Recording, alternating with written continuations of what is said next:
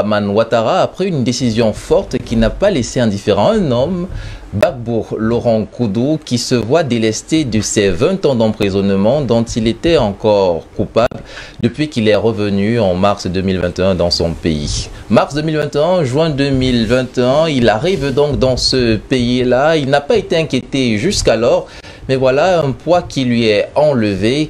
Et aujourd'hui, justement, on s'intéresse à cette grâce présidentielle qui est mise sous le prisme de la cohésion sociale. Ainsi s'est exprimé le président Alassane Draman Ouattara ayant signé ce décret portant grâce présidentielle accordée à Laurent Koudou Gbagbo. Comment devrait-on comprendre justement ce geste de largesse pour la cohésion sociale, vraiment, quand on sait que la veille, ou plutôt le lendemain, le président Gbagbo et l'autre, Konan Bédié, n'ont pas répondu à l'appel du président Alassane Draman Ouattara, à l'invitation en tout cas, à la cérémonie qui portait justement célébration du 62e anniversaire. En tout cas, aujourd'hui, on essaye de comprendre et d'analyser cette grâce présidentielle. Et justement, je commence avec vous, Patient Parfendom. Je sais quelle proximité vous avez avec le peuple ivoirien et peut-être un peu plus avec le président, l'ancien président Laurent Koudou Gbagbo. Comment comprendre cette grâce du président Draman Ouattara? La hache de guerre est-elle définitivement enterrée entre les deux? Je pense sincèrement que l'Afrique doit nous faire l'économie de pareilles pitreries comme ce que Alassane Draman Ouattara nous sert là. C'est dommage que nous soyons obligés de subir encore une fois de plus, surtout au-delà de l'acte, mais la campagne qui va avec. Aurait-il dû le faire sous silence? Premièrement, Gbagbo était condamné de quoi? Il faut partir de la source. Alors on rappelle quand même qu'en 2010, du moins le chef d'accusation pour lequel il aurait purgé une peine de 20 ans n'eût été cette grâce présidentielle, revient après l'attaque de la BCEAO. On dit justement qu'ils ont attaqué la banque et donc à la suite, il écope de ses 20 ans de prison. C'est faux. Je rappelle les faits. Hein. Oui, mais c'est faux, c'est pas les faits. Gbagbo ni son gouvernement ne se sont jamais attaqués à la BCEAO. Ceux qui se sont attaqués à la BCEAO, justement, ce sont les Soro et les gars qui ont amené Ouattara au pouvoir dans un truc sanglant. C'était à Korogo, mais il ne faut pas qu'on oublie. L'histoire de la BCEAO de Gbagbo qu'on a voulu créer de toutes pièces et qui lui a valu 20 ans. Bon, 20 ans. Fangan va bien revenir là-dessus maintenant. Comment on appelle ça? C'est la baguette magique du procureur Ado. Pour tous les gens qui sont opposés à Ouattara, c'est 20 ans, 20 ans, 20 ans. Ce qui s'est passé, c'est que pendant la crise post-électorale, votre prétendue communauté internationale a décidé que Gbagbo n'était plus président. La CEDEAO, toujours elle, avec tous ses composantes, l'UMOA, ont décidé de bloquer complètement la Côte d'Ivoire et d'empêcher à la Côte d'Ivoire, et c'était surtout à son système bancaire, de continuer de fonctionner normalement pour répondre, n'est-ce pas, aux difficultés que tout État a payé les fonctionnaires, régler un certain nombre de situations financières, etc., etc. Le président Gbagbo, comme chef de l'État, prend la décision de demander aux banques d'ouvrir. C'est lui qui dirige la Côte d'Ivoire, jusqu'à preuve le contraire. Voilà ce qu'on appelle la casse de la BCEAO. C'est ça qu'il s'agit. Bon. C'est après, alors que le procès intenté contre Gbagbo à La Haye donnait déjà l'image, c'est-à-dire que nous envoyait déjà les signaux qui ont abouti justement à cette libération au niveau de La Haye. C'est pendant que nous étions sur le point d'arriver au niveau du dénouement de ce projet de ce procès-là, avec toutes les années que cela a pris, je crois plus de 10 ans, Fanga, si mon souvenir sont bons, que ces gens-là ont organisé un procès unique en l'absence de Gbagbo pour le condamner à 10 ans, à 20 ans. En fait, c'était pour eux une autre manière de continuer à mettre la pression sur la CPI. Mais malheureusement, la CPI, en acquittant Gbagbo de tous les faits, surtout le plus grave, qu'on lui avait collé dessus, cette condamnation ne servait plus à rien. D'ailleurs, au moment où Gbagbo était sur le plan de rentrée, il y a des agités dans le camp de Ouattara qui ont dit, si il rentre, il faut qu'on l'arrête et qu'on l'amène en prison. Bon, sur le plan politique, ce sont des bravades qui n'ont plus de sens. Donc, ce que nous demandons au président Ouattara, depuis que la CPI a prononcé l'acquittement du président de Laurent Gbagbo l'avait d'ailleurs si bien dit, si je suis acquitté la CPI, on ne peut pas continuer de maintenir en prison ceux qui se sont battus pour moi. Parce qu'en réalité, ma libération les met complètement hors d'état d'une quelconque critique ou bien condamnation. Mais qu'est-ce qu'on a constaté? Jusqu'au jour d'aujourd'hui, il y a encore des prisonniers politiques en Côte d'Ivoire. On a mis sur quoi provisoire 2 ou 3 faux signaux, je crois. Bien sûr, il y a deux de ces camarades qui ont été également... Non, pas camarades, c'est des militaires. Militaires, bien sûr, qui ont été libérés. Les militaires de l'armée ivoirienne, attention. Donc, ils servaient le pays. Il faut bien le dire. Bon. Mais d'autres sont toujours en prison. D'autres sont, au jour nous parlons, sont toujours en prison. Je pense que si c'est pour décrisper l'atmosphère, il n'y avait pas que ça. Il y avait le fait que même le compte de Gbagbo était toujours gelé. Ce qui n'est plus le cas aujourd'hui, hein. C'est la liste des mesures qui accompagnent. Ah ben oui, mais vous voyez le temps qui est passé. Vous voyez le temps qui est passé. Vous dites souvent aussi que mieux vaut tard que jamais. Je ne dis pas non, mais je ne dis pas non. Mais cela, ce mieux vaut tard que non, plus que jamais, n'a pas sa place partout et dans toutes les conditions. Parce que les gens prennent ça aujourd'hui comme si la magnanimité de Ouattara. Mais on oublie une chose. M. Ouattara n'était pas qualifié pour participer aux élections qui l'ont porté au pouvoir. Hein. Il a fallu aller en Afrique du Sud, dans l'un de ces derniers rounds de discussion. Et que le président sud-africain de l'époque, comment il s'appelait? Thabo Mbeki, supplie Gbagbo en disant, prends une décision exceptionnelle pour donner la possibilité à Ouattara d'avoir la nationalité ivoirienne, donc de se présenter à l'élection présidentielle. Et la décision qui fut prise à l'époque n'était valable que pour cette élection-là. On l'oublie aussi beaucoup. Donc voilà quelqu'un qui a permis à Ouattara d'avoir la nationalité ivoirienne et d'aller aux élections. C'est lui qui a été humilié comme ça, comme vous voyez. Donc je pense que il y a des choses que les Africains, on ne doit pas trop broder là-dessus. Nous sommes dans une dynamique. Gbagbo a décidé de prendre la hauteur en allant à la rencontre de Ouattara. Malgré tout ce que vous voyez, des histoires qu'on voit de gauche à droite, des histoires de tenter d'humilier le petit frère et tout ce que vous voulez. Mais lui, il voit loin. Ce qui est important pour Laurent Gbagbo, c'est que la Côte d'Ivoire retrouve la paix et la cohésion sociale. D'accord. Quitte à ce que cela passe par des humiliations, comme ce qu'on tente de nous montrer là depuis quelques jours. Mais c'est ça aussi la politique. Le sens du sacrifice, c'est ça aussi la politique. Donc, je dis donc que cette affaire-là, c'est parce que Gbagbo a gagné face à la communauté internationale.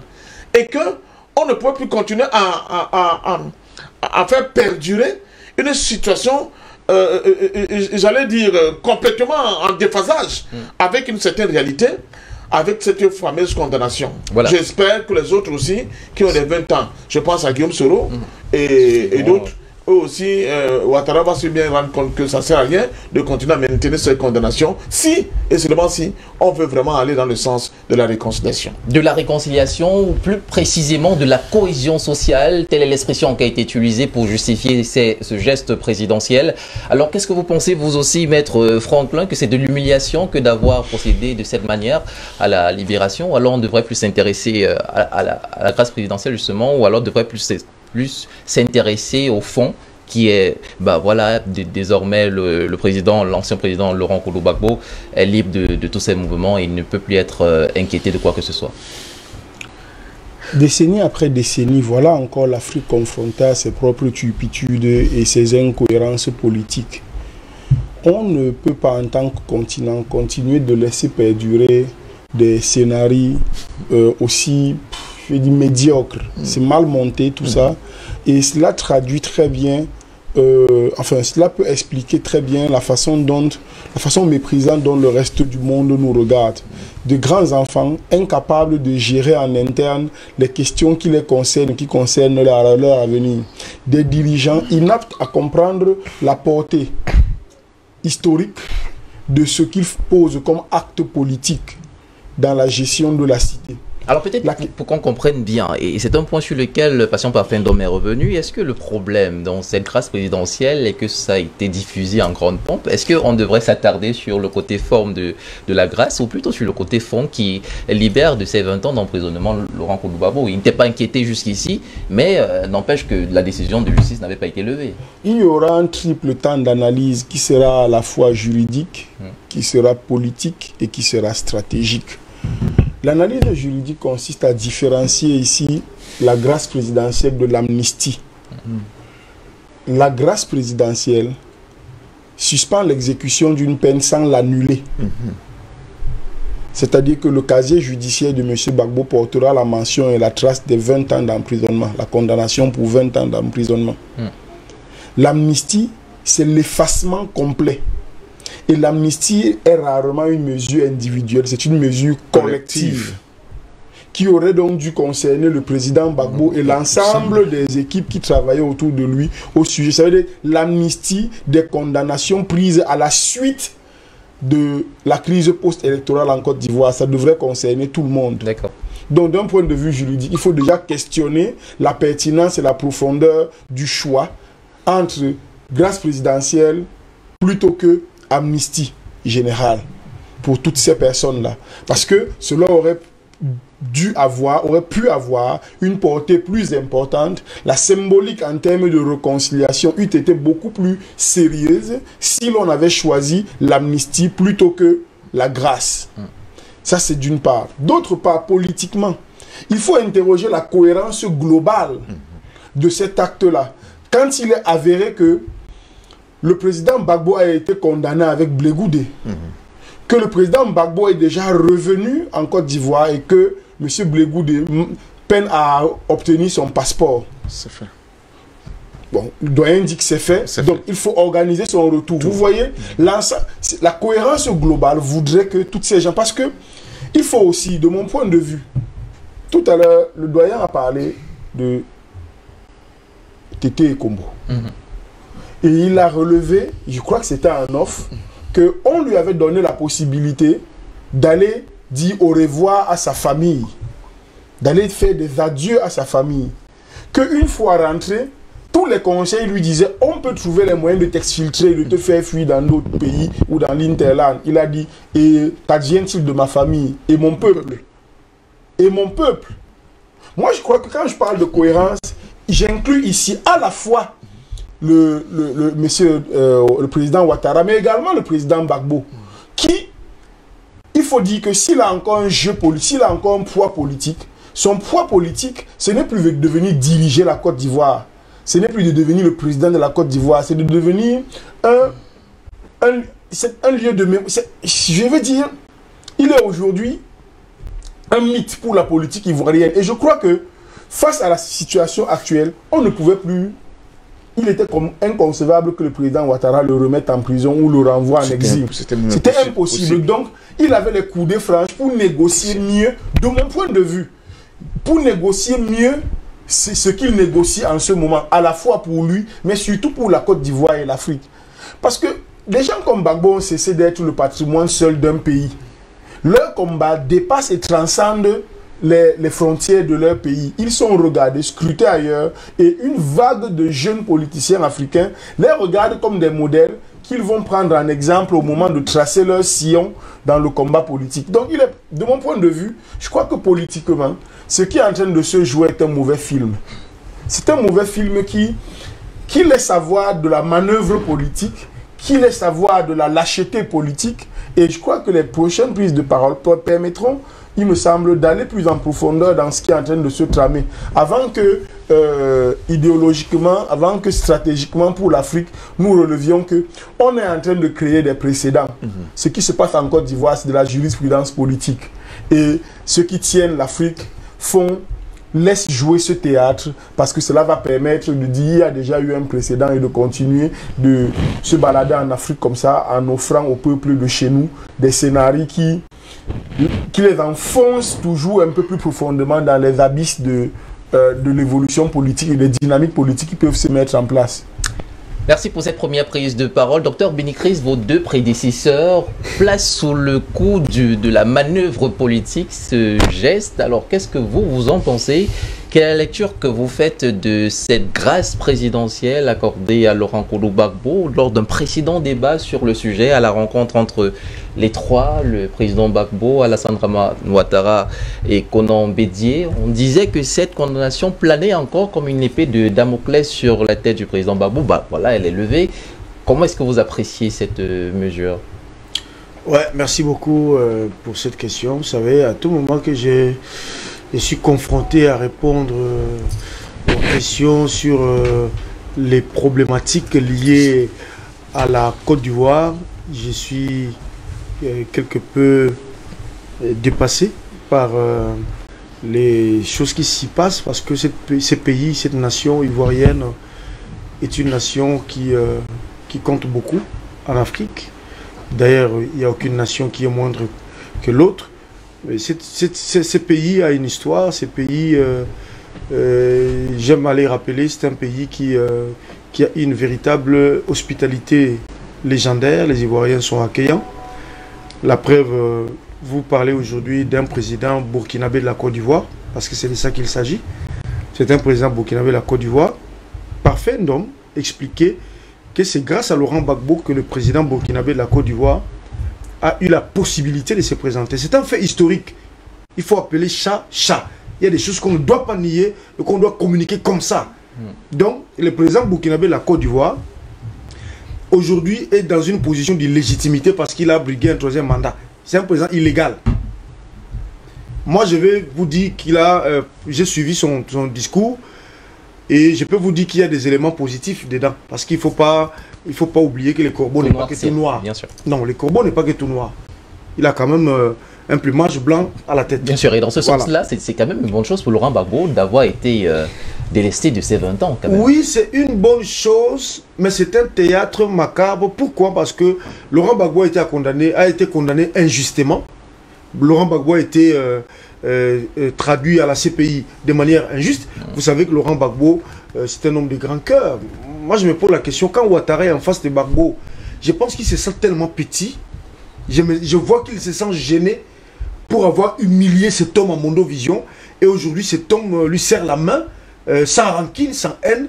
Je me dis que Gbagbo a une grandeur qui écrase Ouattara. Et il ne peut qu'aller dans ce sens-là. Voyez-vous, regarde les images que DBS est en train de nous proposer, de l'humiliation qu'on a fait subir à Koudou Laurent Gbagbo, à sa femme et tout, et qui circule dans le monde entier et qui suscite non seulement de l'aversion vis-à-vis de Ouattara, de sa personne même, mais qui a montré à Mondovision la duplicité de cet homme politique, qu'on pourrait même qualifier d'un politicard parce qu'il manque de vision. Bon, maintenant qu'il est en train de faire des efforts, nous pouvons regarder à l'intérieur de ces efforts-là. Laurent Gbagbo était injustement condamné. Nous avions dit sur plusieurs plateaux que c'était un procès politique et que Gbagbo sera enfermé pendant 10 années que Ouattara va faire de ces 2 mandats. C'était la clause politique qui l'a maintenu au pouvoir. Mais qu'au-delà de 10 ans, selon les termes de cette clause secrète, Gbagbo devait être libéré pour pouvoir jouir de sa liberté. Mais ce qui est vrai, non seulement il a purgé 10 ans d'emprisonnement, on ne lui a jamais indemnisé ces 10 ans d'emprisonnement, puisque la CPI a démontré finalement qu'il n'était pas coupable. Et donc, quand quelqu'un n'est pas coupable, vous devez l'indemniser. Je parle sous le contrôle d'un maître qui est là. Vous avez séquestré quelqu'un pendant 10 ans, vu son âge. Il faut, quelque part, lui dédommager par rapport à ces années. Arrêter injustement. De ça, c'est de 2. Si le camp de Laurent Gbagbo n'a pas été trouvé coupable des crimes commis en Côte d'Ivoire, ça veut dire que les cas opposés, les cas de Ouattara, devaient être inculpés, ce qui n'a jamais été le cas. Ça, c'est d'un. De 2. Les conditions même dans lesquelles Laurent Gbagbo arrive en Côte d'Ivoire et au nom de la cohésion nationale accepte de tendre la main à Ouattara, c'est que Ouattara d'ailleurs a saisi, puisque c'est d'ailleurs Ouattara qui a demandé de rencontrer Laurent Gbagbo à 2 reprises. La première fois, Gbagbo n'a pas répondu. Et la deuxième fois, il a été poussé par ses militants et par les circonstances du moment à aller dans ce sens-là, parce que la Côte d'Ivoire a besoin plus que jamais de la paix. Maintenant, on a gelé ses avoirs. On a on a sali son image à Mondovision. Maintenant, est-ce que Ouattara a pris des mesures pour réparer toutes ces choses-là? Je ne pense pas. Maintenant, déclarer à Mondovision le dégel de Laurent Gbagbo, c'est une formule officielle parce qu'il a été condamné officiellement. Et c'est Ouattara, une fois au pouvoir, on l'a condamné à 20 ans d'emprisonnement pour des faits qu'il n'a jamais commis. Donc vous dites que le président Alassane Dramane Ouattara ne pouvait pas faire autrement que de... Non, il ne pouvait pas faire autrement. Tu sais, Ouattara est dans une dynamique de réconciliation nationale. Ouattara est dans une mauvaise posture pour donner des leçons à qui que ce soit. Et donc, partant pour cet idéal, cette cause noble qui devrait rassembler tous les enfants ivoiriens, est-ce que ce n'est pas donc une mesure à saluer Non, ça c'est l'humilier, ça c'est humilier Laurent Gbagbo. Il est en train d'humilier Laurent Gbagbo. Regarde, première fois, première rencontre, il appelle Gbagbo, c'est le cadet de tout le monde. C'est un président de la République. Deuxièmement, il dit, s'il te plaît, tu as déjà vu un président de la République qui fait un discours et qui tape sur la table? Je m'excuse, hein. Revoyez encore le discours de Ouattara. Il fait son discours à la nation et il tape les doigts sur la table. À plusieurs reprises. Et j'ai regardé ça avec attention. Ça dit que Ouattara prend les Ivoiriens comme des enfants. Comme des enfants, et en commençant par chosifier les personnes qui incarnent l'histoire politique de la Côte d'Ivoire, dont Laurent Gbagbo, qui s'est opposé pendant des années à Houphouët-Boigny et qui, grâce auquel d'ailleurs cette nation a commencé à emboîter le pas à la démocratie électoraliste, parlementaire plus tard et tout, jusqu'à arriver à ce niveau. Donc, Ouattara est dans une mauvaise posture et je pense qu'en temps normal, à l'issue de ce mandat de trop, Ouattara devait démissionner et laisser la Côte d'Ivoire gérée par les Ivoiriens et pour les Ivoiriens. Il a reconnu des faits qui m'ont quand même choqué aujourd'hui. Il a reconnu par exemple que la vie est devenue très chère en Côte d'Ivoire.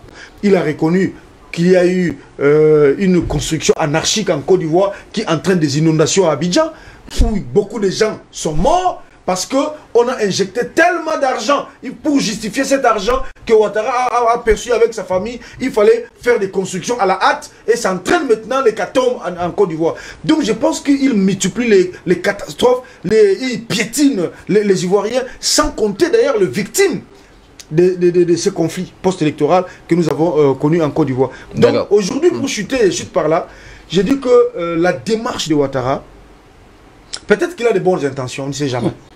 Hein? Moi, je ne suis pas dans le secret du diable pour dire que ce qu'il fait est mauvais. Moi, je pense sincèrement, et j'en suis convaincu, que la Côte d'Ivoire a plus que jamais besoin de la paix aujourd'hui, que des turbulences ou des turpitudes. Mais seulement, je pense que la démarche et la méthode utilisée par Ouattara sont très dangereuses. Il aurait dû s'y prendre comment? La réparation. Mais je pense que Maître l'amnistie l'a dit. Maître Nidji l'a dit, il a utilisé des termes juridiques appropriés dans ces cas d'espèce. Mais ce qui n'est pas le cas. Ça dit, c'est comme si on jetait... c'est comme si on... Attends, quand on gracie quelqu'un, ça veut dire qu'il a été criminel. Voyez-vous? Ça dit que c'est... Gbagbo n'a jamais tué quelqu'un. Dans le cas de l'amnistie, c'est presque du pareil au même. On admissie quelqu'un qui a été reconnu coupable de quelque chose. On n'admissie pas quelqu'un qui est innocent. Ben, je vais donc vous dire quelque chose qui est précis là-dessus. Dans le cas de Gbagbo, je ne veux pas entrer dans les discussions juridiques parce que le cas de Gbagbo est tellement spécifique. Et il faut une jurisprudence nouvelle dans ce cas d'espèce. Je parle sous le contrôle d'un juriste. J'ai étudié toute cette question cette nuit avant de venir sur votre plateau. Donc dans le cas de Gbagbo, je pense que Ouattara ne veut pas aller dans le sens de réparation profonde de la problématique parce que c'est un France-Africain. Avez-vous déjà vu une seule fois un président français demander pardon aux Africains? Non. Ouattara a fait plus de mal à la personne de Gbagbo et à la Côte d'Ivoire qui nécessite avant réparation la reconnaissance même des torts causés à l'autre. Voyez-vous, ce qui n'a pas été le cas. Je peux pas aller à Mondovision raconter certaines choses. Mais on aurait dit que même la femme de Laurent Gbagbo a été violée à maintes fois. Gbagbo a été séquestré avant d'être extradé à la CPI. Gbagbo a été enfermé dans des conditions macabres. Lui-même, il est décrit d'ailleurs. Dans un conteneur où il ne voyait pas le soleil pendant des jours et des jours. Donc il y a des réparations que M. Ouattara doit d'abord faire avant d'aller cracher ces bêtises qu'il a cachées dans son discours. Alors, on parle bien de la grâce présidentielle accordée à Laurent Gbagbo par le président Dramane Ouattara à la veille de la célébration du 62e anniversaire de la Côte d'Ivoire, une grâce placée sous le coup de la cohésion sociale. Alors Christelle Fanga, on se rappelle bien de la tripartite, le triumvirat qui s'était réuni il y a quelques semaines de cela à l'invitation de Dramane Ouattara pour discuter de ces choses qui permettraient à la Côte d'Ivoire de retrouver son unité. Est-ce que cette grâce présidentielle intervient aujourd'hui comme une des, on va dire, des résultantes de cette concertation entre présidents? Alors, permettez-moi de ne pas m'attarder à cette comédie.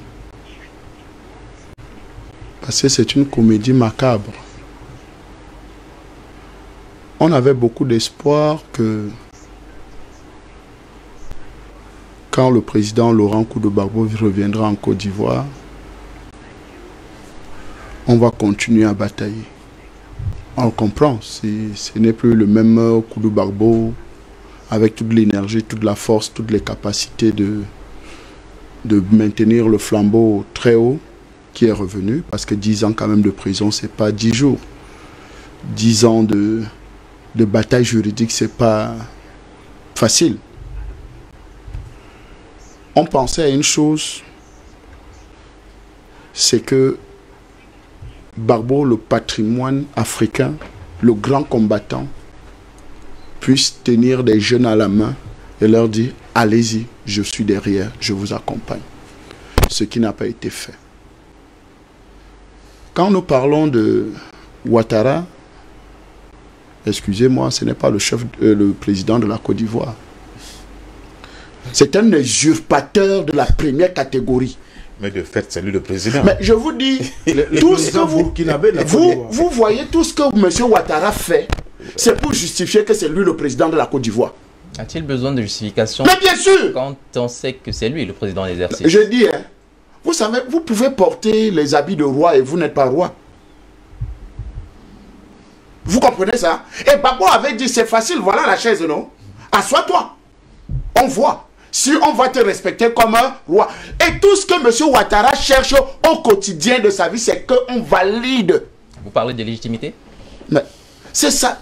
Il cherche une validation. Validation. Alors, et c'est pour ça qu'il a réussi à convaincre Gbagbo de venir avec lui. Est-ce donc bien mal qu'il cherche une légitimité auprès du peuple? Est-ce bien mal qu'il tente justement de rentrer dans les cœurs de ceux à la tête desquels... Première des choses pour entrer dans les cœurs des gens, n'est-ce pas, c'est le pardon.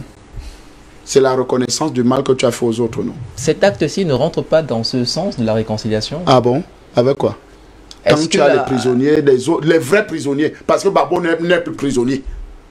Les vrais prisonniers sont là. C'est-à-dire, il y a les généraux, les colonels, il y a les sergents, tout le monde est encore en prison, les cuisiniers, tout le monde de Gbagbo sont encore en prison. Les 20 ans de Laurent Gbagbo ne comptaient donc pour rien? Mais on a d'abord condamné pourquoi? Vous parlez même de quoi là?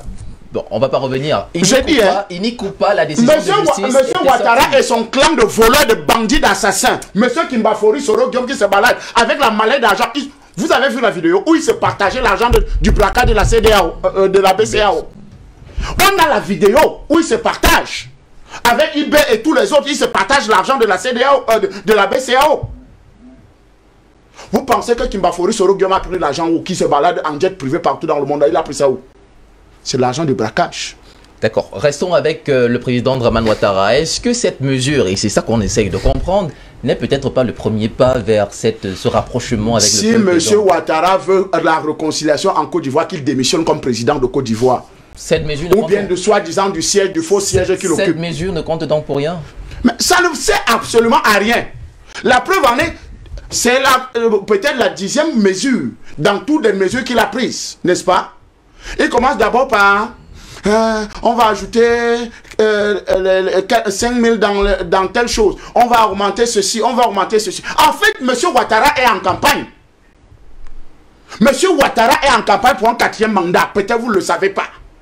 Il est en campagne et il veut faire contenter les Ivoiriens avec des petites mesures que voilà les fonctionnaires, on va augmenter 5 000, on va augmenter 10 000, on va augmenter ceci, les indemnités de ceci, on va augmenter. Et maintenant, mais vous avez commenté seulement la 10e mesure. Bah, c'est ça qui nous intéresse. De toutes les mesures sur son discours, c'est la 10e mesure, ou 9e ou 10e mesure.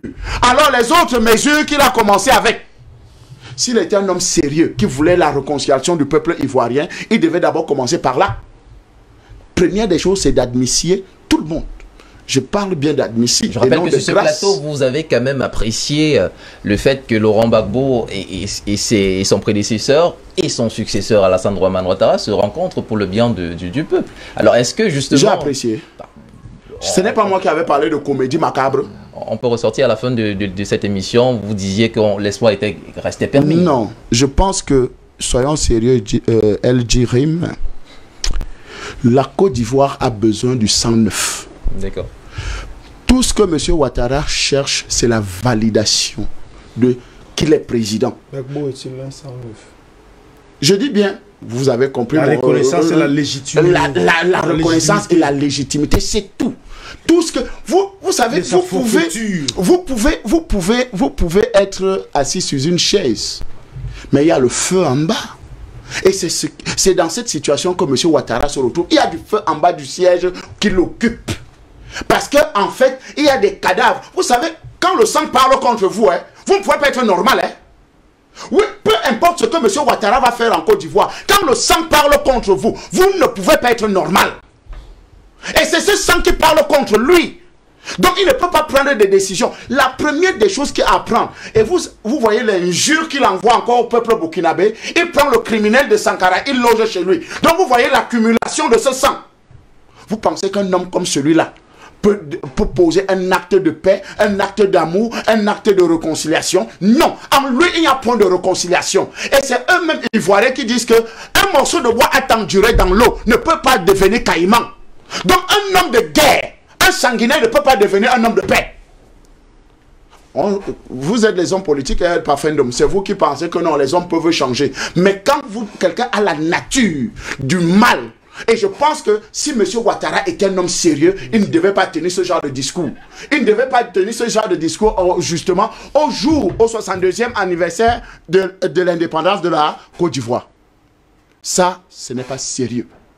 Le président Laurent Gbagbo a tout donné pour la Côte d'Ivoire. Et il ne faut pas qu'un seul instant, les gens viennent ridiculiser le président Laurent Gbagbo en faisant grâce. On fait grâce par rapport à quoi? Richard Adou, le procureur. Le terrible procureur. Le terrible procureur, champion des 20 ans. Simone Gbagbo, 20 ans. Gbagbo, 20 ans. Gimbafori Soro Diop, 20 ans. Blé Goudé, 20 ans. Tout le monde, c'est spécialiste. Donc, dès que vous êtes opposant à Ouattara, Adou Richard vous donne 20 ans. C'est le célèbre champion des 20 ans. Alors, quand vous avez une politique de 20 ans, et d'ailleurs, les artistes, il y a certains artistes qui ont chanté. Je crois qu'il y a aussi un autre célèbre qui a chanté la République des 20 ans. Donc, quand vous avez une République des 20 ans, sur la base de quoi? Vous accusez Laurent Gbagbo qu'il a braqué la BCAO. Alors qu'on a les vidéos de M.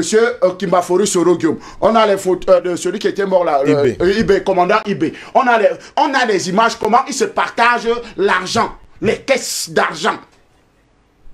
Et qu'ils n'ont jamais été poursuivis. Ils n'ont jamais été poursuivis. Donc quand nous parlons de ça, vous ne venez pas nous parler d'Alassane Dramane Ouattara, non. Ce n'est pas un monsieur, ce n'est pas un monsieur qui a du cœur à la main, non.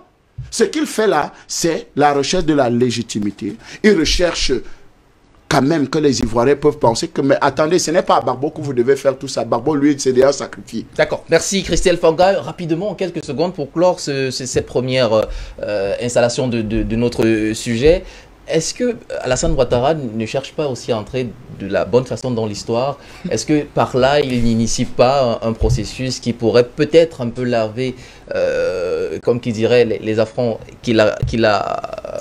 dont il s'est rendu peut-être coupable aujourd'hui? Et c'est à vous que je pose la question précisément. Est-ce que on sait qu'il y a des appels à ce regain de panafricanisme que vous lancez tous les jours? Est-ce que justement Alassane Dramane Ouattara ne cherche pas un peu à laver son image et donc à rentrer positivement dans l'histoire de l'Afrique? C'est Maître qui venait de vous dire faire le distinguo entre une grâce présidentielle et une amnistie.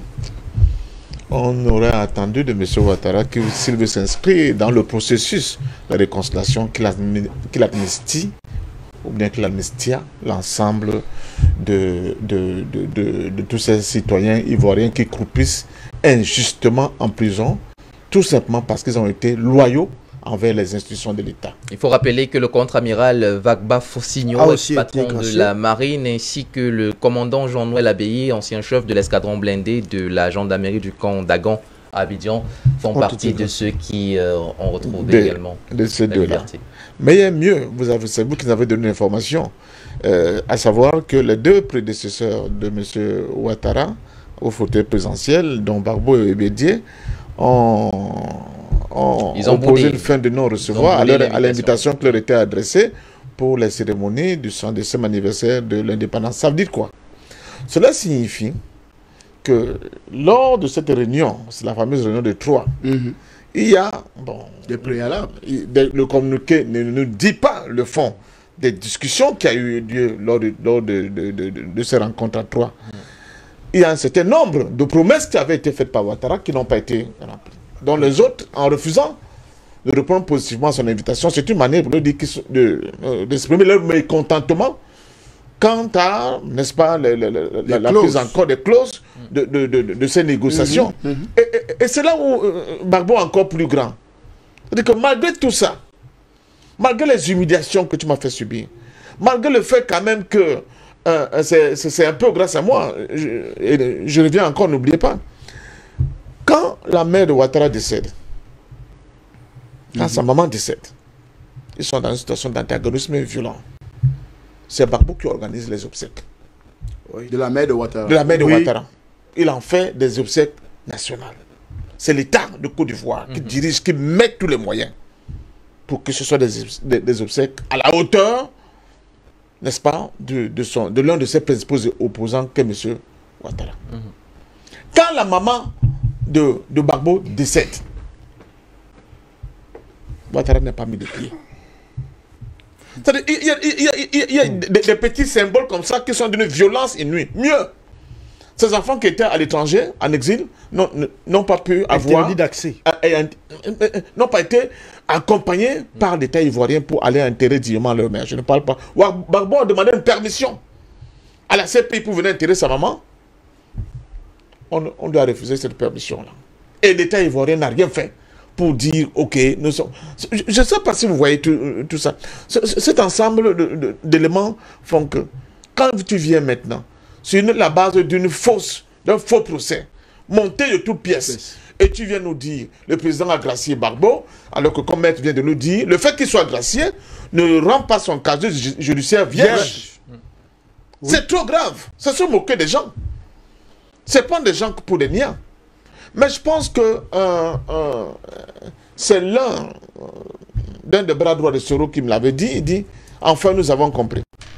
Moi je ne veux pas parler d'étrangers. Mais que même les morts dans le propre camp de M. Ouattara, si vous regardez très bien, eux ce sont les Ivoiriens. Bien sûr. Ça t'a fait la fiole là, c'est pas un jeu. Hein. Ce sont même dans son propre camp. Et ce sont des assassinats qui ont été programmés depuis très longtemps. Les gars les découvrent seulement maintenant. Cette histoire de cette enveloppe qui était adressée à Bédier, il y avait deux femmes, je ne cite pas les noms, elles vont se reconnaître. Arrivé là-bas, Bédier avait déjà l'info, et il dit à la femme, toi-même ouvre l'enveloppe. Et je peux vous dire, l'une d'elles est aujourd'hui dans une situation terrible. D'accord. Donc c'est pour vous dire que souvent quand Fanga s'énerve, je dis se calmer, nous sommes en politique. La politique aussi, c'est le règne de la diplomatie, c'est le règne de la négociation à ne plus en finir. De la ruse. Parce que ce qui est important, ce n'est pas nous-mêmes. Ce qui est important, c'est de ne plus replonger la Côte d'Ivoire dans ce cauchemar que nous tous nous avons vécu et qui a fait mal à tous les Africains. Officiellement, on nous parle de 3000 morts. Mais celui qui est Conan Badi, dans son célèbre rapport, il était déjà lui à plus de 20 000 morts. Donc c'est dire la douleur, le poids de la violence qui s'était abattue sur la Côte d'Ivoire avec la complicité de l'ONU et avec comme même chef d'orchestre la France. Nous le savons aujourd'hui. Et Ouattara, s'il veut s'inscrire dans comment dire ça, dans l'optique de véritable réconciliation, il faut qu'il arrête des petits coups bas là, des petits cloques en jambes inutiles pour se donner de la valeur, pour donner l'impression à ses militants que c'est lui qui décide. Ce n'est pas de ça qu'il s'agit. Je vous ai dit que être chef d'État, ce n'est pas seulement occuper ce fauteuil. Hein. Comme disait Barbeau, le tabouret là, ce n'est pas pour deux, c'est pour une seule personne. Ce n'est pas seulement pour donner la consistance. Parce que c'est d'abord avoir l'assentiment du peuple. Que le peuple ait l'impression au moins que le monsieur qui est là, il est là parce qu'il défend nos intérêts. Il est là parce que c'est nous qui lui avons cédé notre légitimité pour parler à notre nom. Mais quand vous êtes quelqu'un qui est dans une situation de rejet permanent par votre propre peuple, vous pouvez continuer à prendre des petites mesurettes comme ça. Elles ne vont pas justement ramener la sérénité, le calme, mais surtout la confiance dont tout peuple doit avoir vis-à-vis de son dirigeant. Merci. Et c'est pour ça que je dis, une fois de plus, que nous sommes là face à une grosse mascarade. Une mascarade qui est teintée d'une volonté d'humilier permanemment ses adversaires. Ce n'est pas comme ça qu'on va à la réconciliation quand on sort d'une situation aussi difficile, aussi catastrophique que ce que la Côte d'Ivoire a vécu pendant cette crise post-électorale. Alors, est-ce un retour en grâce aussi pour Alassane Dramane Ouattara avec ce geste? Qu'est-ce que vous pensez de cette grâce présidentielle accordée à Laurent Gbagbo par le président en exercice de la Côte d'Ivoire? Vous pouvez nous laisser en commentaire vos avis sur notre page digitale où l'émission actuellement est en direct. Dr. Président de la République du Golfe. Président de la République de Côte d'Ivoire, on précise bien. Du Golfe, de Côte d'Ivoire. Ouattara. De Côte d'Ivoire. De l'hôtel du Golfe. Non, de Côte d'Ivoire. Docteur Bénicris, dites-nous quel avenir se dessine pour Laurent Gbagbo maintenant. On rappelle quand même que, unique ou pas, cette décision de justice restait pendante et était comme un boulet au pied de celui-là. L'homme a 77 ans aujourd'hui. Depuis son retour en Côte d'Ivoire, il est désormais le président d'un autre parti politique créé, le PPACI, le Parti des peuples africains. Alors pensez-vous qu'aujourd'hui il pourrait envisager une continuité politique et peut-être briguer lui aussi un autre mandat? Merci beaucoup mon frère pour cette question. Moi je pense que Laurent Gbagbo a un avenir et son avenir sera décidé par l'histoire et non par les fauteuils présidentiels. J'ai eu l'occasion de le lui dire. Tu sais, moi j'assume mes propos. Je l'ai dit à Mondo Vision. J'ai eu le privilège de le lui dire en face. Il dit, mon président, ton sort dépend de l'histoire, pas du fauteuil présidentiel.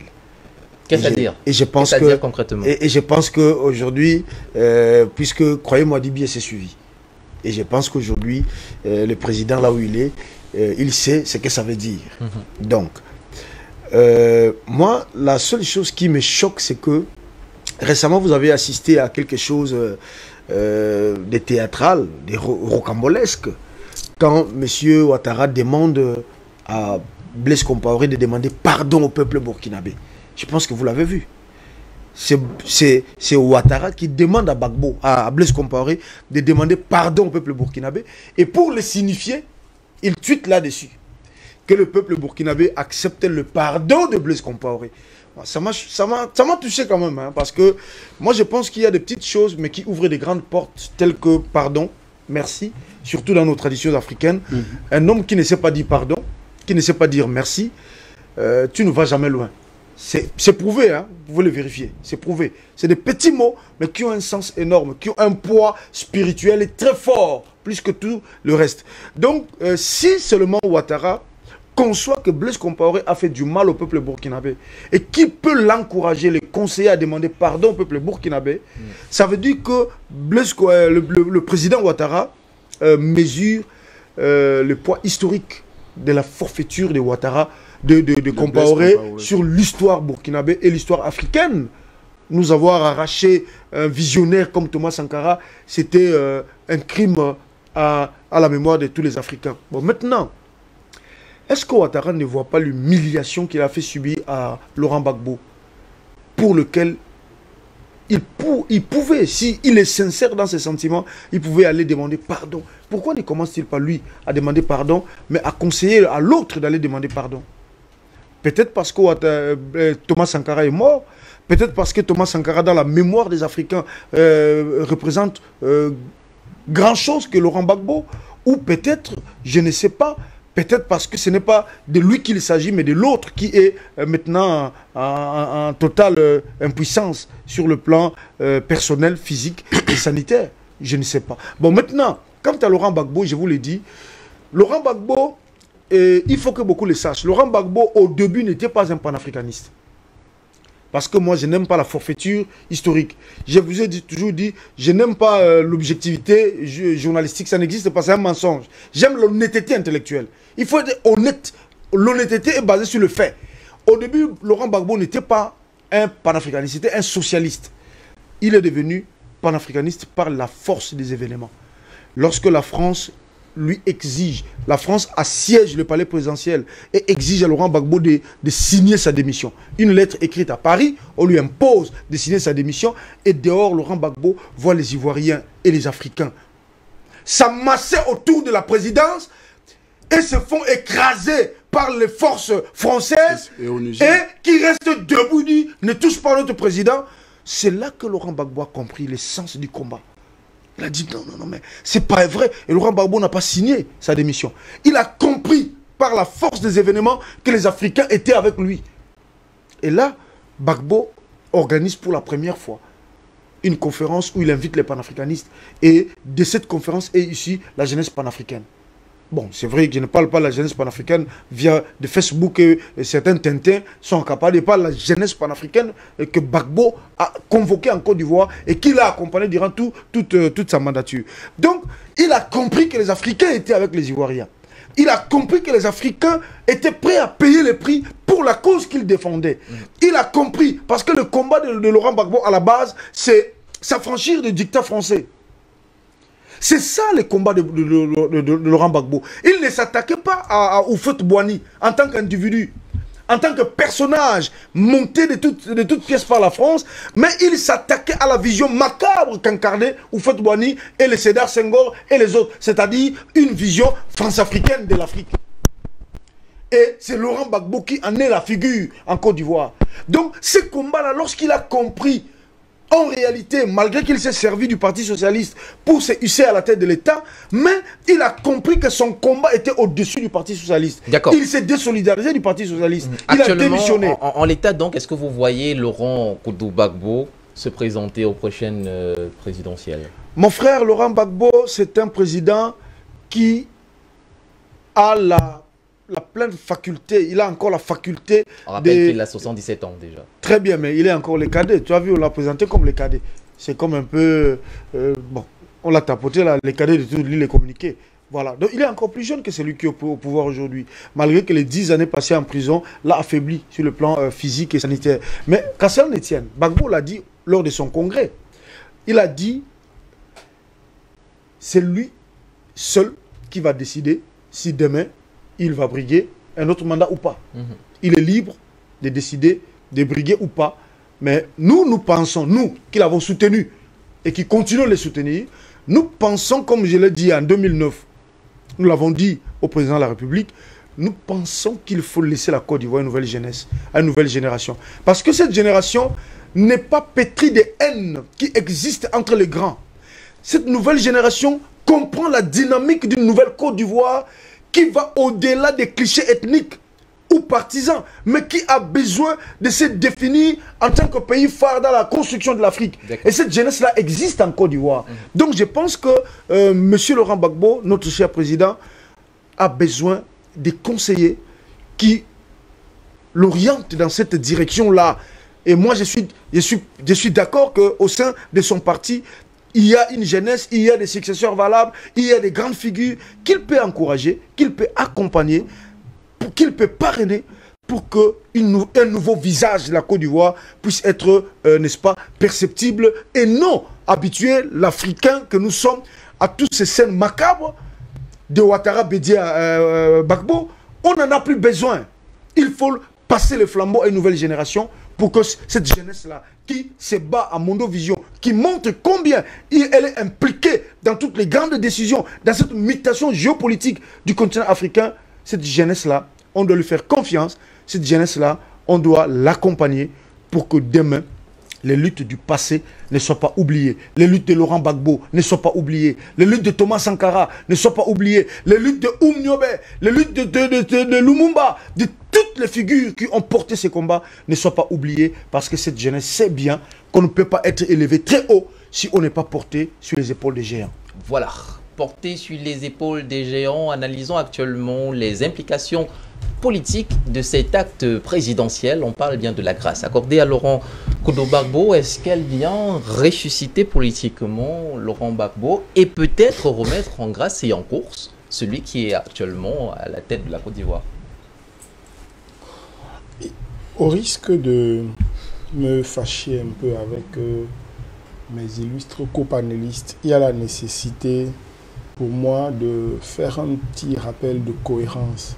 Nous avons un problème, je vais commencer par la fin. Vous permettez, parce que justement le message avec merci à la réalisation, le message qu'on reçoit de Claudette Lucie, Gbagbo reviendra au pouvoir pour réparer cette injustice, justement, vous poursuivez. Est-ce que c'est le retour en grâce et possible même de Gbagbo pour les prochaines présidentielles? Ce qui se passe en Côte d'Ivoire est déterminant et je n'ai pas le sentiment que tout le monde comprenne ou perçoive ça exactement comme cela se passe. Le président Gbagbo a beau avoir été dans un, comment vous appelez, dans un appareil socialiste, son combat panafricain, ses idées panafricaines sont vieilles. Elles sont aussi vieilles que son engagement politique. Ce n'est pas un nouveau-né du panafricanisme, c'est quelqu'un qui a un regard de la politique, qui n'était pas un regard ivoiro-ivoirien, qui était un regard africain de la politique par rapport à la domination française. Donc il est important de le situer historiquement dans ce qui est son combat.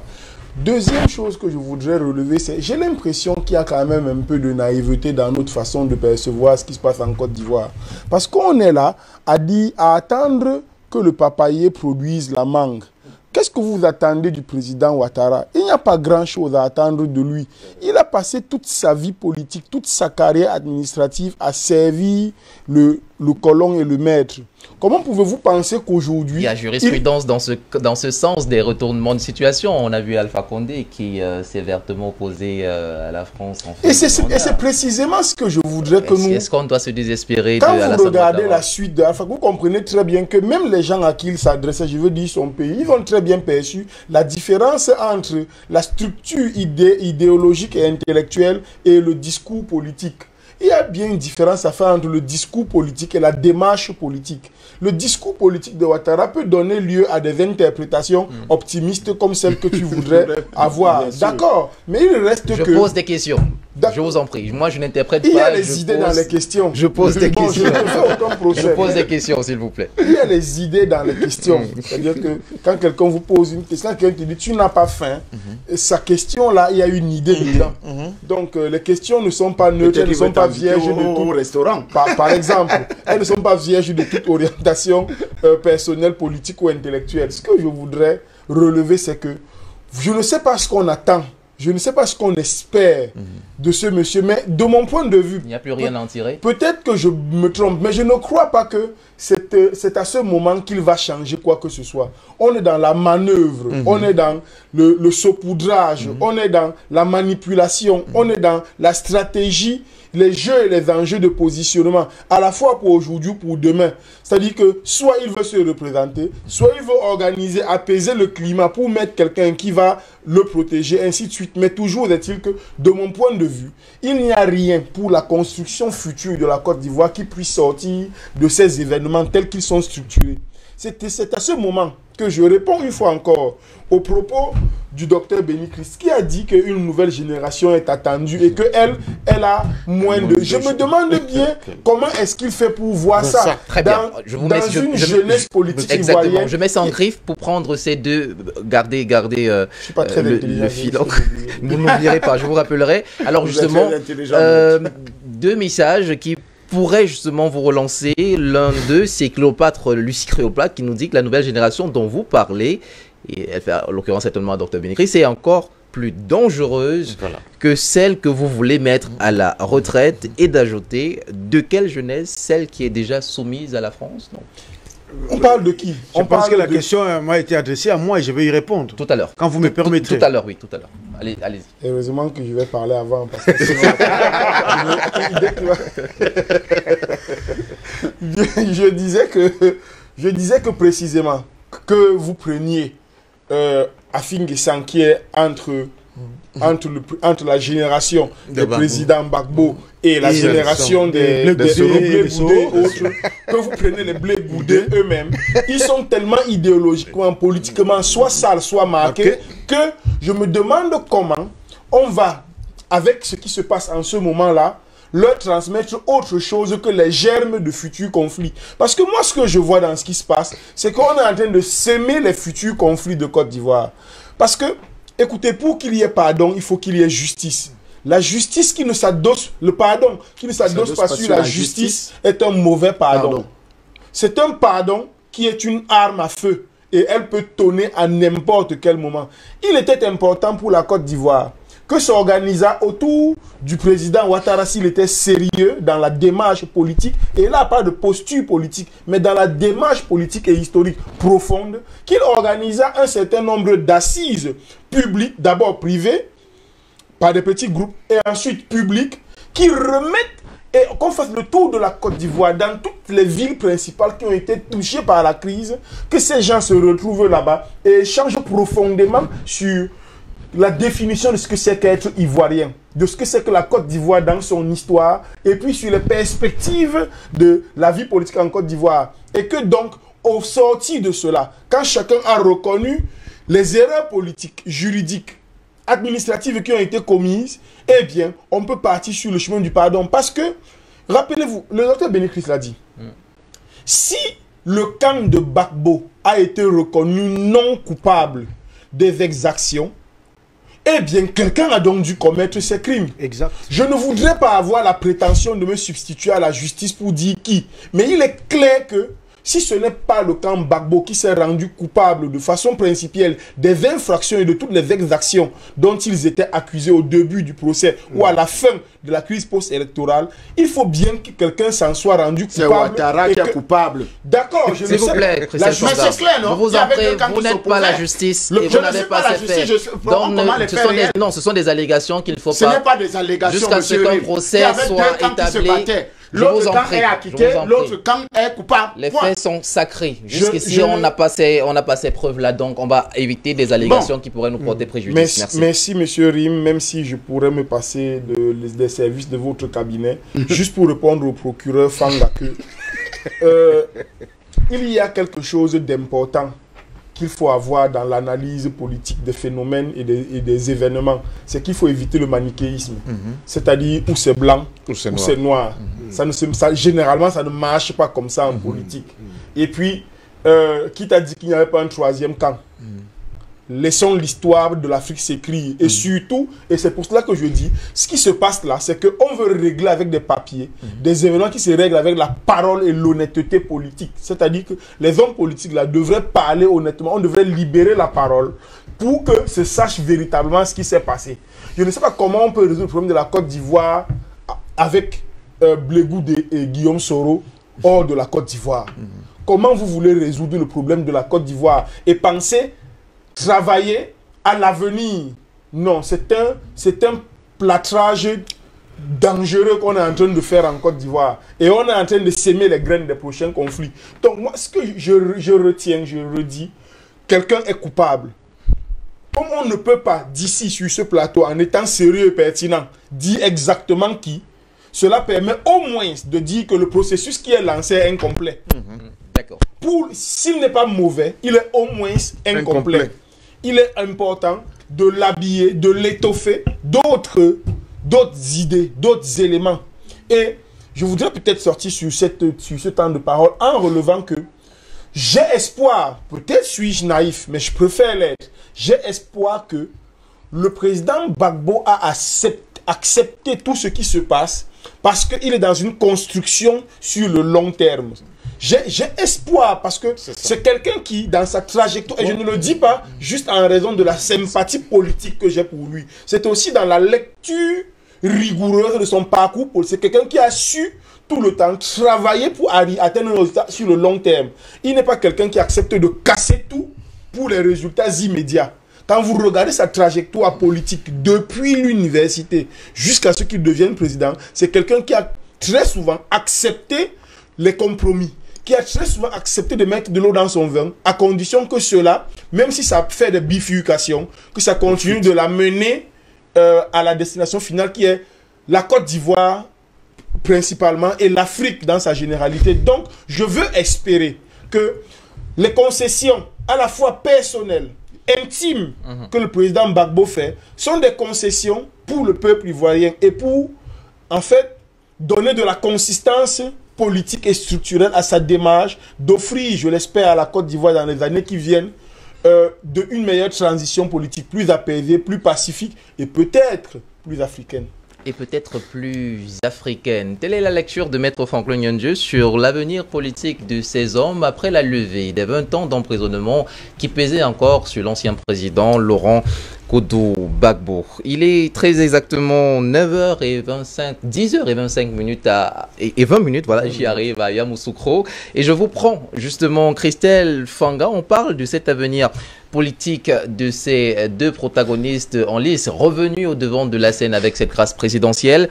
Peut-être avant de vous lancer dans la prochaine question, Ado cherche la certification du peuple qu'il a martyrisé et il ne fait confiance à personne, même pas à son entourage. Lui-même sait qu'il n'est pas bien Nassib Abson Kaziar. C'est sur notre page d'IBS Facebook. Vous pouvez continuer à nous laisser vos commentaires et avis sur cette plateforme digitale. Christelle Fanga, disais-je donc, est-ce que vous voyez Laurent Gbagbo en bonne grâce pour se présenter aux prochaines présidentielles? Alors, le président Laurent Gbagbo peut se présenter à l'élection présidentielle. Ça, c'est tout naturel. Ça dépend de son état de santé, son état moral. Est-il encore, selon vous, l'homme qu'il faut pour la Côte d'Ivoire? Ça, c'est la question que je voulais éviter. Parce que je ne veux pas dire ce que je pense. Elle ne vous a pas évité? Parce que je ne veux pas dire ce que je pense. Vous voyez un peu? Est-ce que c'est l'homme providentiel encore pour la Côte d'Ivoire? Moi, je ne pense pas. Parce que Laurent Gbagbo a dépassé le niveau de président de la République. C'est un patrimoine aujourd'hui qu'on doit sur lequel on doit... En fait, c'est Bénécris qui le disait, n'est-ce pas, tout à l'heure, que c'est un géant sur lequel les jeunes peuvent s'asseoir pour voir le futur. Vous voyez un peu, pour avoir une espérance. Je pense que là, c'est mon point de vue. Et je pense qu'il n'a plus de force nécessaire pour diriger véritablement la Côte d'Ivoire telle que la Côte d'Ivoire actuelle. Parce que la vérité, c'est que la Côte d'Ivoire est encore... Il y a un feu qui couvre la Côte d'Ivoire. Que si, un seul instant, on n'enlève pas les bois du feu, on n'enlève pas les marrons du feu, ça va exploser. Ça, il faut se le dire clairement. On rappelle que le président, dès son retour en Côte d'Ivoire, s'est séparé de son ancien parti politique. On a créé un nouveau. Il a 77 ans. Est-ce que vous pensez que le capital sympathie du peuple ivoirien aujourd'hui est toujours à la bonne par rapport à ce président? Au cas où il voudrait se présenter? Vous savez, il ne faut pas seulement les partis politiques pour faire de vous le prochain président. Il y a des gens qui sont de la société civile, il y a des gens qui sont des religieux, il y a des militaires, il y a plein de gens qui sont là, qui n'appartiennent pas à votre parti politique, mais qui sont véritablement avec vous, qui vous soutiennent. La preuve en est, depuis le Cameroun, on soutient le président Laurent Gbagbo. On l'a toujours soutenu. Et d'ailleurs, c'est grâce à beaucoup de nos efforts dans les chaînes de télévision que la CPI a pu lâcher du lest. Parce que, en fait, on a dénoncé, et on a démontré que ce qu'ils sont en train de montrer comme pour cela, c'est du pipeau. Donc aujourd'hui, nous savons que le président Laurent Gbagbo est quelqu'un de téméraire. Il ne lâche pas vite. Il continue toujours sa bataille malgré sa stratégie. Et vous savez que Aujourd'hui, la Côte d'Ivoire a besoin de quelqu'un qui va mettre hors d'état de nuire la France. Parce qu'aujourd'hui, le président Laurent Koudou-Gbagbo ne peut plus mettre hors d'état de nuire la France. La France l'a déjà fragilisé. Et c'est la stratégie à dos aujourd'hui pour davantage fragiliser et pour avoir la légitimité du peuple. Et ça, si Ado continue comme ça, c'est pour justement amener, parce que l'objectif c'est d'amener les trois mousquetaires que vous connaissez, Ado, Bédié et Barbeau, à la sortie, vous dites que bon, ok, on laisse une nouvelle génération prendre la place. Et quelle nouvelle génération? C'est la nouvelle génération inféodée par la France. Vous voyez un peu. Alors que si aujourd'hui le président Laurent Koudou-Gbagbo revient dans cette nouvelle génération inféodée par la France, selon vos dires, Ouattara. La question c'est un certain Blé Goudé s'y trouve-t-il? Non. Okay. Blé Goudé est hors du pays. Vous comprenez un peu. Bon, il a déjà son passeport, il est censé rentrer. Et pourquoi il n'est pas rentré? Vous comprenez qu'il y a d'autres choses qui sont au-delà du passeport. Donc, nous pensons qu'aujourd'hui, il y a une nouvelle génération, n'est-ce pas, en Côte d'Ivoire, qui peut faire l'affaire. Vous voyez, parce que ce que nous tenons comme discours ici, ne vous en faites pas, ça crée de l'impact dans les générations. Et ça, il faut se le dire clairement, nous avons déjà réussi à construire une conscience nationale et internationale au niveau du panafricanisme qui permet que les gens comprennent où se trouve le problème. Le problème aujourd'hui, ce n'est pas Ouattara. Le problème aujourd'hui, ce n'est pas Bédié. Le problème aujourd'hui, ce n'est plus Barbeau, n'est-ce pas? C'est cette jeunesse maintenant-là. Est-ce que nous avons compris les enjeux de demain? Notre ennemi, c'est qui? Nous le savons tous. C'est la mère patrie, n'est-ce pas? La métropole. Nous savons que c'est eux qui continuent à être au devant de la scène politique pour imposer leurs hommes, leur système et continuer à nous maintenir dans le système français, le système france-africain. Et ça, il y a une génération qui a compris. Et c'est de cette génération que je parle. Je ne parle pas de la génération des deux camps. N'est-ce pas? Parce qu'il y a la plupart du nouveau camp de Gbagbo, n'est-ce pas, qui pensent qu'il faut que Gbagbo les passe la main parce que c'est eux maintenant qui ont toujours été là, ou bien qui sont là maintenant, c'est à eux de prendre maintenant le pouvoir. Pour continuer dans la même logique de guerre. Parce que la vérité, c'est qu'il y aura toujours guerre. Et de l'autre côté, du côté d'Alassane Dramane Ouattara, il y a aussi une génération qui attend aussi que non, nous on veut le pouvoir aussi pour qu'on puisse faire la même chose. Donc, nous pensons qu'aujourd'hui, il faut débarrasser le plancher.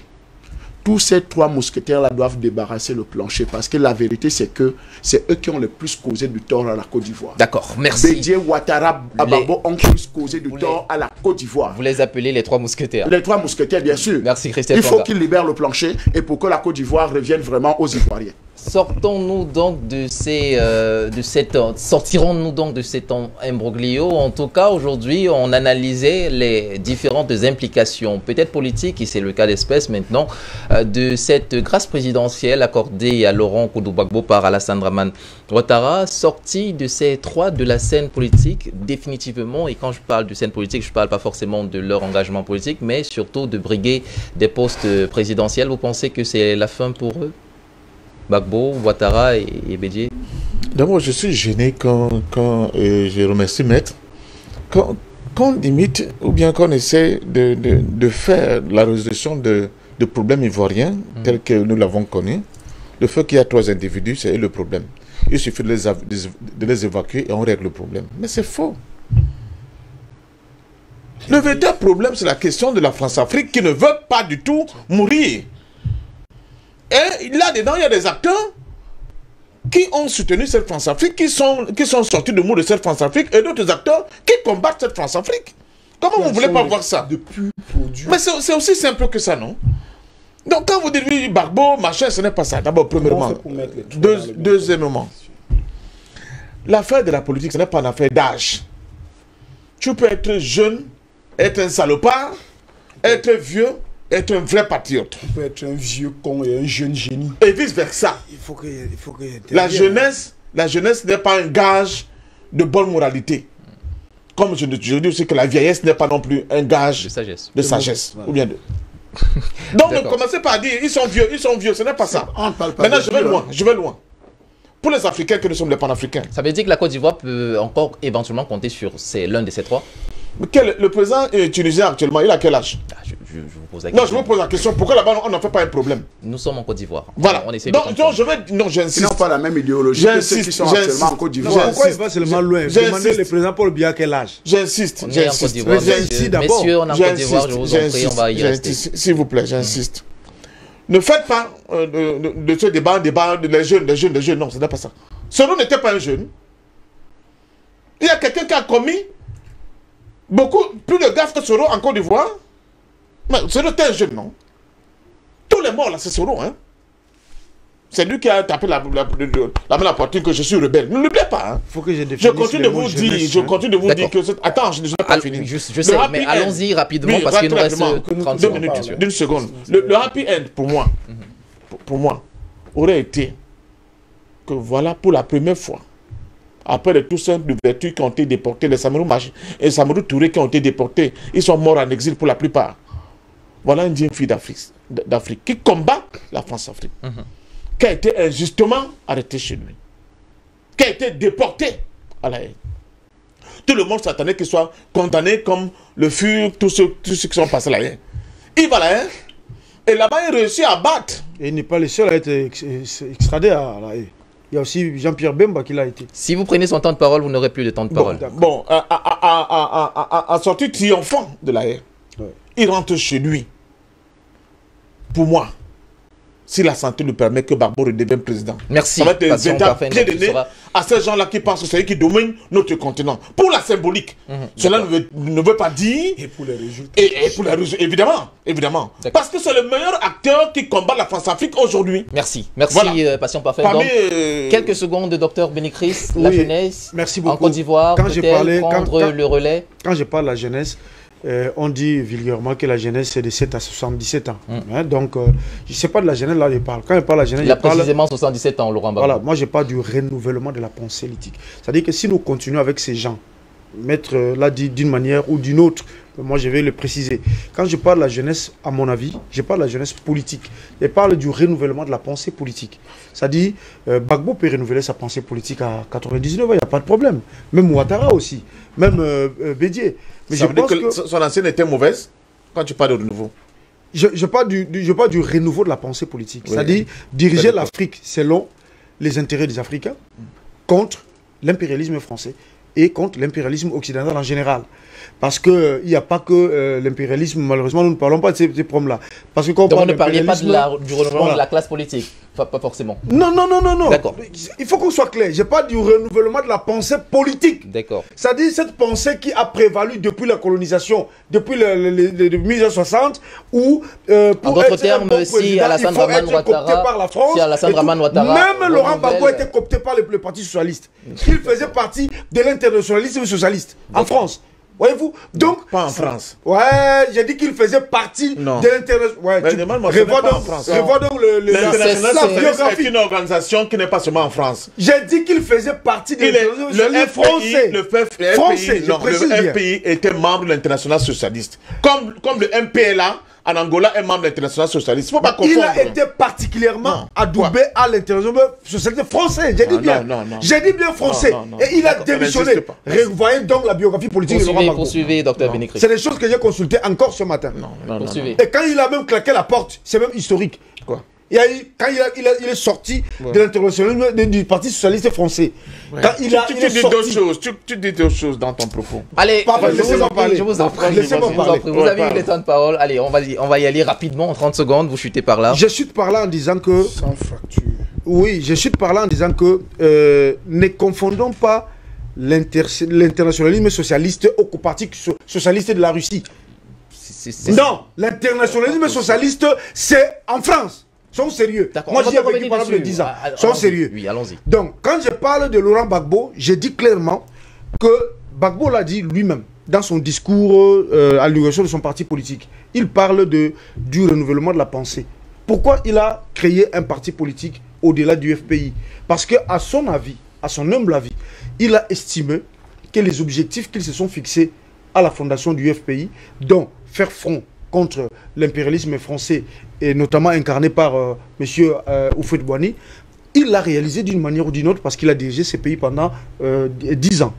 Et il a posé un certain nombre de fondamentaux. Malheureusement, Ouattara les a tous balayés, qui pourraient constituer le fer de lance pour un renouveau politique en Côte d'Ivoire. Donc, dont une certaine jeunesse s'identifie à cela. Donc quand je parle du renouvellement de la pensée politique, je ne parle pas d'abord du renouvellement de la classe politique. Parce que nous savons bien aujourd'hui, les blocages en Côte d'Ivoire, c'est M. Bob. Bédieu, Ouattara, Gbagbo. Ça devient un blocage pour l'émergence d'une nouvelle Côte d'Ivoire. Mais c'est... Oui, moi je l'ai dit en âme et conscience. Mais en même temps... Laissez-moi parler. Je l'ai dit en même temps. Parce que c'est les trois là qui sont à la base des grandes crises que connaît la Côte d'Ivoire. Allez, merci. Je chute par là. Et je dis bien... C'est la deuxième fois que oui, je suis parce qu'il me prend la parole. Et je chute en disant que le même Bob là, le monsieur Bob là, Bédieu, Ouattara, Gbagbo, peut aussi servir de clé. À condition, parce qu'ils ne se mettront jamais d'accord. Ne vous leurrez pas. Ouattara a d'autres agendas que Gbagbo n'a pas. Donc ils ne se mettront jamais d'accord pour permettre un renouvellement de la pensée puisse naître. D'autant plus qu'aujourd'hui, 80% des intérêts économiques de la Côte d'Ivoire sont détenus par les Français, dont la caste de Ouattara à la tête de ces pays. Donc les intérêts économiques sont tellement énormes en Côte d'Ivoire que la politique même joue un rôle secondaire. Donc c'est difficile dans ce contexte. Et si une nouvelle génération, dans la pensée, n'émerge pas en Côte d'Ivoire, cette Côte d'Ivoire restera française aussi longtemps que possible. Et c'est de ce renouvellement de pensée dont vous faisiez allusion quand le vous Bob là ne pensez tient pas, hein, à la jeunesse. Passion parfaite. Je sais que deux politiciens sur le même plateau, ça fait un peu compliqué. Alors, il faut revoir ta formule. On va sortir avec vous, Maître Franklin. Aujourd'hui, on tablait justement sur cette grâce présidentielle. Donc, qu'est-ce qu'il faut en retirer? Est-ce que vous pensez que rien ne serait sorti de bon quand même de ce geste présidentielle qui, on le rappelle encore, unique ou pas, cette décision de justice continue à peser comme un boulet sur le pied du président Laurent Gbagbo depuis son retour et son acquittement par la CPI. Donc, rien de bon ne pourrait en sortir. Je crois qu'il n'y a rien d'unique dans ce qui s'est passé. Il y a quelque chose de cynique. Voilà. Donc, c'est un C qu'il ne faut pas perdre. Ce n'est pas unique, c'est cynique ce qui se passe en Côte d'Ivoire et il faut prendre les choses à leur juste valeur. Rappelez que la libération du président Gbagbo n'était pas seulement l'exécution d'un agenda politique transcontinental, c'est-à-dire que France-africain. Non, c'était aussi le fait que la levée de boucliers qu'il y a eu dans tous les pays africains, les panafricanistes qui se sont prononcés, qui ont fouillé, qui ont documenté toute la crise post-électorale, a fait en sorte que ceux qui avaient un agenda s'aperçoivent à un moment donné que il y a des choses qu'on a faites en 1960 quand il n'y avait pas la télévision qui ne peuvent plus passer aujourd'hui. Ça n'a pas empêché qu'il a fait 10 ans en prison. Je suis tout à fait d'accord. 2 mandats de Ouattara. Et c'était ça l'objectif de la France-Afrique. 10 ans, les mettre à l'écart la Côte d'Ivoire pendant le mandat de Ouattara. On est déjà au-delà de l'heure, s'il vous plaît. N'entrez plus dans le temps des paroles des autres, s'il vous plaît. D'accord. Il a fait 10 ans. 10 ans, c'est particulièrement important pour un individu. C'est rien pour un pays. Dans la construction de la liberté d'un pays, 10 ans ne représentent rien. Parce que nous n'avons que 60 ans de vie d'État réel. Mais il y a des États là-bas qui ont 300 ans de république. Et ils continuent cependant de se construire, de mettre en place les balises. 60 ans des États créés par les colons. D'accord, mettez ce que vous voulez dedans. Pas de pratique étatique, nous existons en tant qu'État. Mon royaume du Congo existait, c'était un État. 412 avant Jésus. Non, il faut préciser. Vous n'appréciez pas qu'on entre dans votre temps de parole et on n'en a plus justement. S'il vous plaît, permettez qu'il aille au bout de son idée. Il ne trouvera pas aujourd'hui le sexe des anges. C'est pas aujourd'hui qu'il trouvera ça. Il peut y supputer toute la journée. Voilà. Il peut essayer comme il veut. C'est pas aujourd'hui qu'il trouvera le sexe des anges. Allons-y, s'il vous plaît. Ce que je veux relever. Et sortons par là. Les faits sont têtus. Oui, ils sont très têtus. Écoute, mon cher. Je ne sais pas dans quel livre tu as déjà contextualisé et intellectualiser la République du Congo des 4 siècles dont tu parles. Sauf qu'il se trouve que toi et moi, en tant que pseudo-intellectuels, nous dévisons sur les règles de la République que toi et moi nous validons. Je ne suis pas pseudo-intellectuel. Non, nous sommes des pseudo parce que précisément, si on en avait été, on appuierait l'existence de nos républiques avant l'arrivée des colons sur des documents que nous pouvons factualiser, c'est-à-dire que nous pouvons dire que la République fonctionnait comme ça. Il y a des documents. Sauf que c'est pas ça qu'il y a dans nos livres. Et toi et moi, sur ces plateaux, nous parlons de démocratie, non pas à la lumière de la démocratie du Grand Congo dont tu parles. Vous ne parlez pas moi. Allez, ne répondez pas. Non, je ne lui répondrai pas. continue. Je ne lui répondrai pas. Il ne réussira pas Et allons-y. Ce que je veux dire, c'est quoi? C'est que ce qui se passe en Côte d'Ivoire aujourd'hui, on ne peut pas réussir sérieusement à mettre le président Gbagbo, Ouattara et Bédié dans le même panier. C'est pas possible. Ils ne mènent pas le même combat. Ils ne cherchent même pas la même chose. L'un tient son autorité politique de la France, l'autre... Enfin, ils n'ont pas le même employé. L'un est employé par la France, l'autre par le peuple ivoirien et les peuples africains. Donc, l'autre ils n'a n'ont pas les intérêts. ils n'ont pas les mêmes missions. Et l'autre, il est au milieu, il fait politique Nanjangi. Donc, il bouffe ici, il bouffe là-bas. Et c'est ça. On ne peut donc pas mettre ces personnes-là dans le même panier. D'une part. Deux, on ne peut pas envisager l'évolution politique de la Côte d'Ivoire, l'évolution politique positive de la Côte d'Ivoire en leur assignant les mêmes attentes. Ce que l'on attend du président Gbagbo s'il redevenait président de la Côte d'Ivoire est forcément et totalement différent de ce que pourrait faire le président Rien Ouattara ou le n'empêche que ce président... sont les trois figures qui ont marqué l'histoire de la Côte Merci. d'Ivoire. Et c'est sur ce L'histoire qu'on politique de la Côte d'Ivoire. finira Oui, mais différemment. Moi, Différemment. je voulais dire une chose. Gbagbo dans le Allez, sens de la allez, construction merci. de la Côte d'Ivoire Merci. et Ouattara dans le sens de sa la destruction déconstruction, et de sa soumission. déchéance. Non, c'est clair. Par souci de On justice, dit les en 30 mêmes choses. secondes, En Christelle 30 secondes, Fanga, je s'il voudrais... vous plaît. vous savez, vous oubliez Et s'il souvent vous plaît, un domaine- Dr Pénécris, n'entrez pas aussi dans le temps de parole. de Vous Christelle oubliez, Fanga. souvent quelque chose d'extrêmement L'esprit important. va le frapper. Le très important qui est l'aspect spirituel de la chose. Très n'est-ce bien, pas? voilà l'esprit. L'aspect spirituel de la chose, c'est que il y a un esprit qui commande actuellement la Côte d'Ivoire. Voilà. Et tous sont inféodés. Ces trois que Béni Christ a cités sont inféodés par le même esprit Voilà. qui ne veut pas la paix en Côte d'Ivoire. La vérité, c'est que si tous les trois veulent la paix en Côte d'Ivoire, décident que, ok, on quitte la scène politique. Et le problème est réglé. Ah bon? Ça, c'est- Oui, Une partie du On ne problème, va pas oui. revenir, on va pas partie du rouvrir. problème est réglé. Quelle On va pas naïveté. revoter. Ce n'est pas une naïveté. Chers messieurs, merci incroyable, hein? d'avoir participé à Pathologie. ce débat. Christelle Fanga, patient parfait d'homme, Dr Faut qu'on Pénécrisse revienne dessus pour que les... et Maître Nien-Dieu Franklin, merci d'avoir ouvert de si belle manière cette semaine. Au programme de ce matin, on parlait justement de la grâce présidentielle accordée le samedi 6 août 2022 par Alassane Dramane Ouattara à son homologue, ancien président Laurent Gbagbo. Est-ce que cette grâce présidentielle ouvre la voie pour Gbagbo, justement, à un potentiel retour aux affaires présidentielles?